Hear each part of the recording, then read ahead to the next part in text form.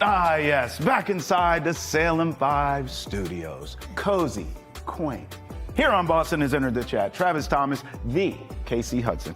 You know, I'm shuffling some things around in my account, Case. Oh my gosh. I ain't balling out here, you know, so I got a check-in and a savings, and then I got a, And you love to put me on the spot to help you help yourself. Yeah, so well, let's see.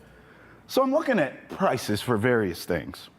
Did you know, if you want to take a little trip down south this weekend for Patriots-Dolphins, $60 to go to that game. $60. Pretty good bargain. All right. Okay. I thought, okay, I maybe can swing that. I don't know if As the your wife... accountant, I would approve. Yeah, I don't know if the wife would love me going to South Beach right about now, but I can make it happen financially, right? The World Cup is here next year, next summer. Uh-huh. A lottery for the World Cup for tickets happened yesterday, okay? For the chance to buy tickets and all that. So I'm looking at the prices there. Case, $1,500. I said, oh no, Travis done left the chat. I'm gonna find a soccer bar somewhere and get a pint Your wife and have a would good old never time. approve that message because that means only you could go to the game and you have to leave your whole family behind. $1,500? I can't go to no damn game. I'm not going to that. I can't pay that. I'm not doing that. So let's talk World Cup here, because earlier this week, I mean, Team USA beat Japan, who at that point was ranked 15th going into that game. USA right there ranked 16th. So they beat Japan in a friendly, good win in that case, 2-0. With the loss, Japan dropped to 17, US moves up to 15.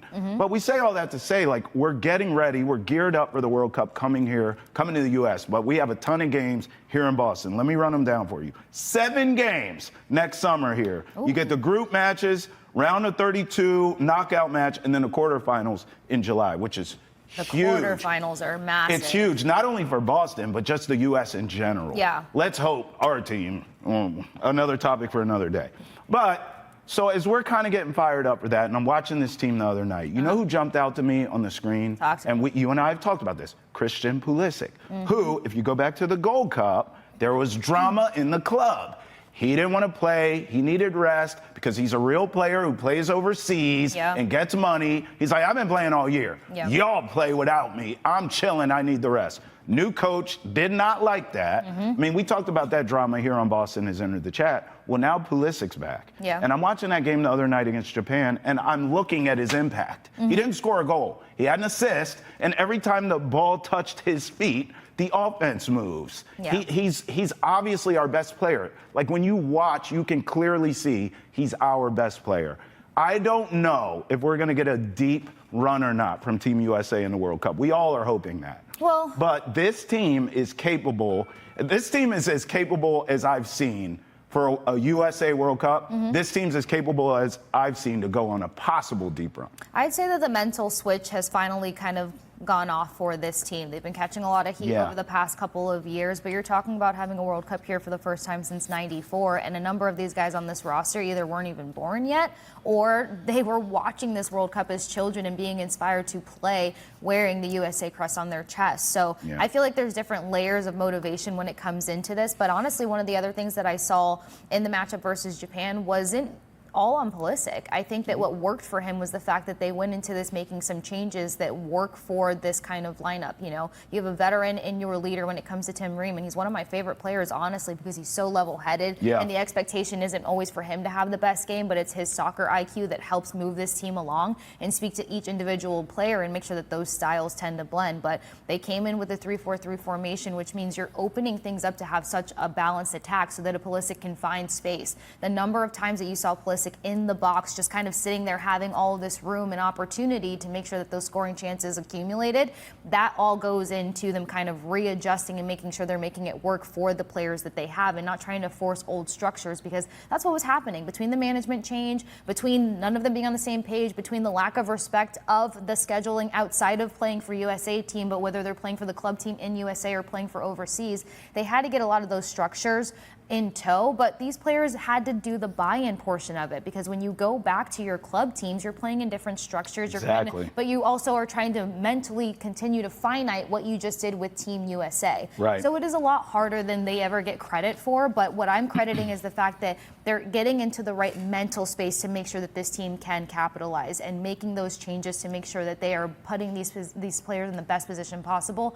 That's what's going to help USA go on a better run, and that's why they were able to have so much control over Japan when they had that game. I mean, 7 minutes in, everybody knows soccer is a more slow-paced game. Yeah. To have so much command that early on, Yeah.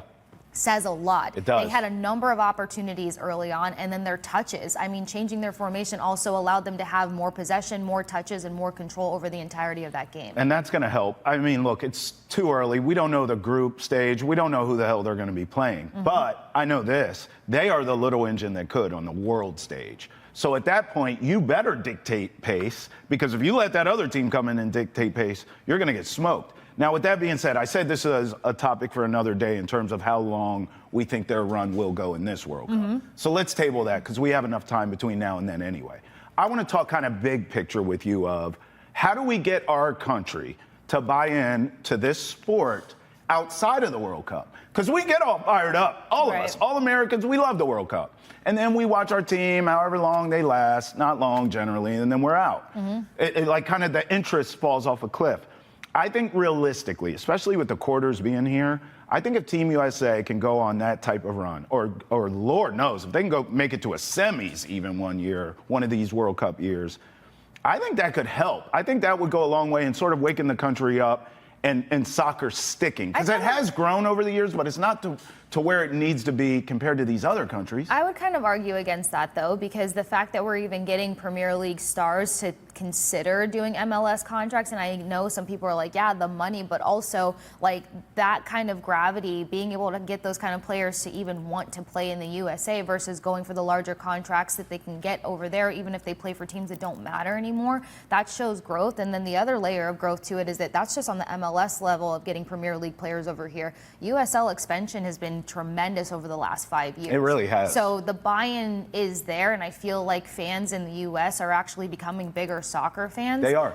Than noted for it. Yes, having the World Cup here, I think, will push it over the edge, because the difficulty, and also the good thing is that they're playing in so many different areas throughout North America for this World Cup to happen. Yeah. So the exposure in such a condensed opportunity, platform, and stage will kind of help bring new fans into it. Just like Four Nations woke up, new hockey fans. Sure did. So I think that that'll happen, but I will say there's been massive growth in soccer over the last decade, ever since other players decided to come here. Listen, I can speak to the grassroots side of things, because I have a kid who aspires to play in this kind of stuff one day. So youth soccer in this country has grown. But I still think you need, on that stage, you need a Team USA to go deep into this thing to really get it to where it needs to be. Whether it's this World Cup or not, I think at some point, to sort of get it over that hump, because we're acknowledging that there's been a lot of growth. Right. But to get it over the hump where it is permanent and it is sustainable, I think Team USA needs a deep run. We're not going to likely win this thing ever in our lifetime, I don't think.